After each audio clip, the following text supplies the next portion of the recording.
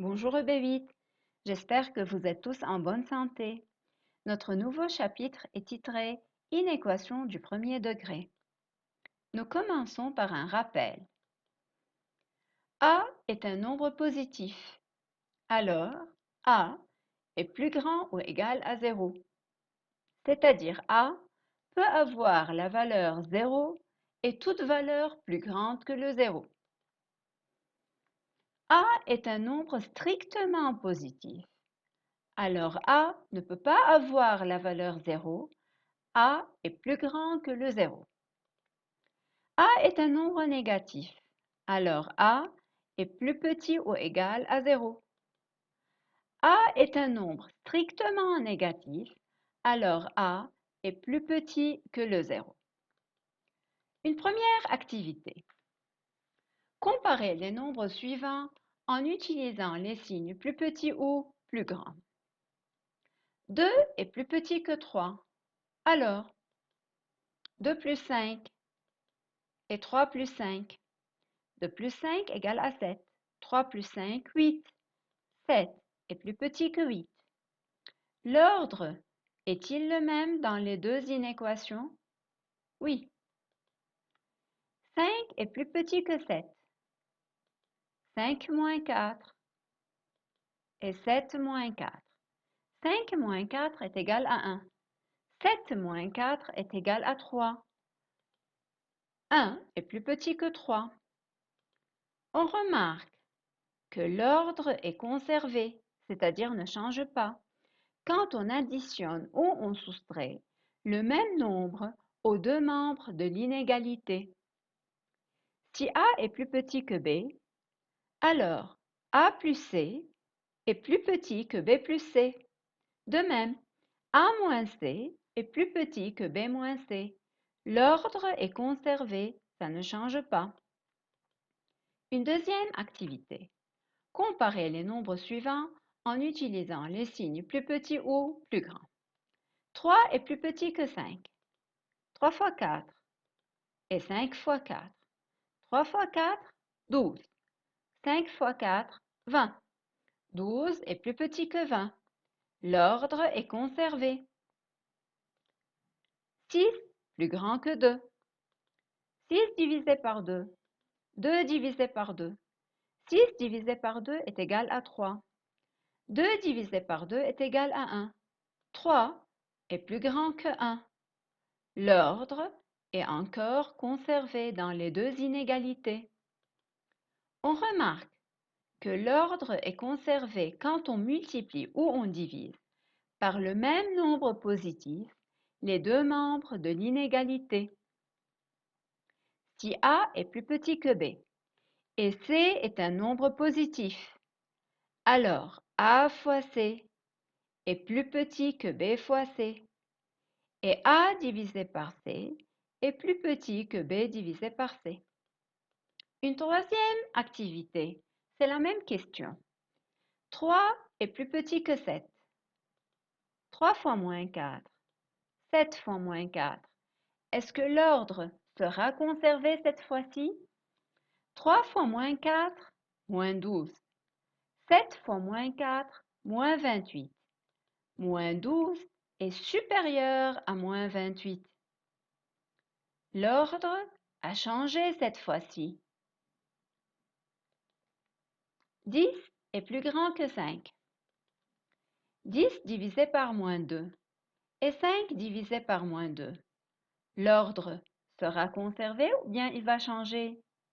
10 divisé par moins 2, c'est moins 5. 5 divisé par moins 2, c'est moins 2,5.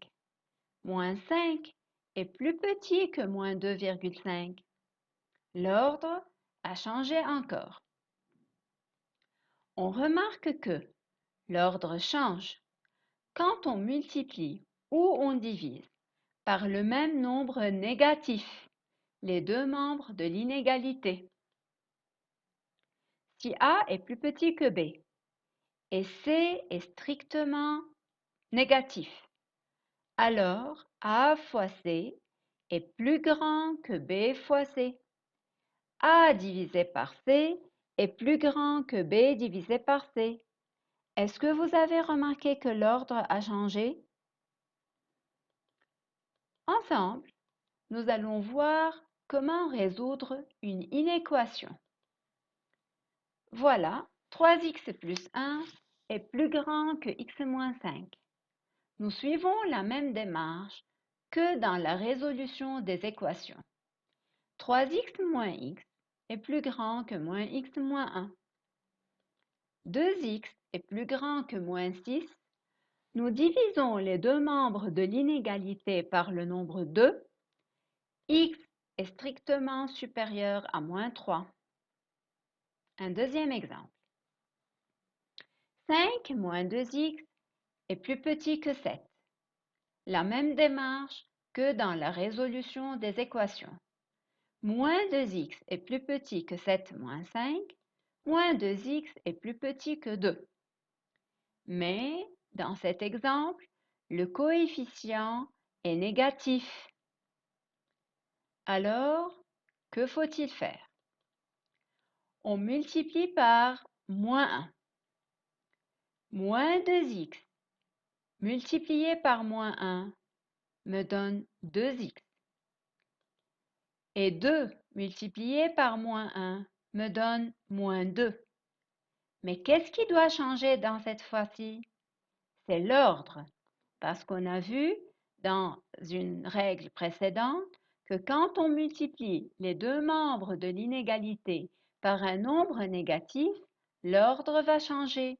Pour cela, vous remarquez, le plus petit a changé et on l'a remplacé par plus grand.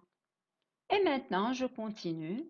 Je divise les deux membres de l'inégalité par 2 et voilà, x est strictement supérieur à moins. Attention à cette étape. Comment refaire la représentation des solutions sur un axe? Si, à la fin de la résolution d'une inéquation, on a trouvé que x est strictement inférieur à moins 1, on représente les solutions sur un axe gradué. Et on utilise ici des pointillés car la valeur moins 1 n'est pas incluse. C'est-à-dire x ne peut pas avoir la valeur moins 1, mais toutes les valeurs qui sont inférieures à moins 1. Si x est plus petit ou égal à 3. De même, on représente les solutions sur un axe gradué, mais cette fois-ci, on utilise un trait complet. Vous remarquez? Au-dessous du 3, je mets un trait complet car la valeur 3 est incluse, c'est-à-dire x peut avoir la valeur 3 et toutes les valeurs qui sont plus petites que 3. Voilà, je représente la solution par un trait complet et une flèche qui va vers moins l'infini.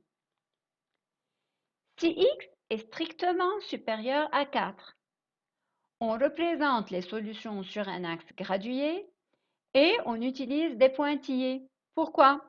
Parce que 4 n'est pas incluse, c'est-à-dire x ne peut pas avoir la valeur 4. Vous remarquez, au-dessous du 4, on fait des pointillés parce que 4 n'est pas une solution pour x. Et je prends toutes les valeurs qui sont supérieures à 4. X est strictement supérieur à 4. Voilà, toutes les solutions sont représentées par cette flèche qui va vers plus l'infini. Si x est plus grand ou égal à moins 2, on représente les solutions sur un axe gradué et cette fois-ci, on utilise un trait complet. Pourquoi? Parce que la valeur moins 2 est incluse dans les solutions.